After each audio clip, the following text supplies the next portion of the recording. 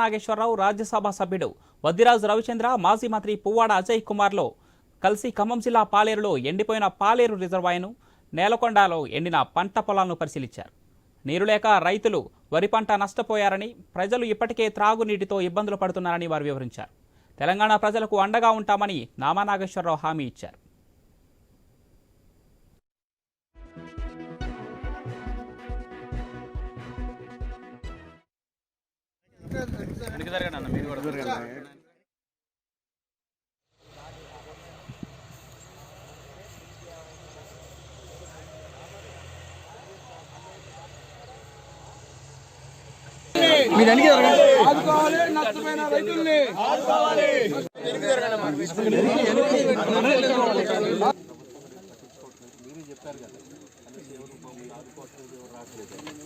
ఏదెట్లున్నా ఏ government వచ్చినా కానీ రైతులు కానీ ఎవరైనా నష్టపోయి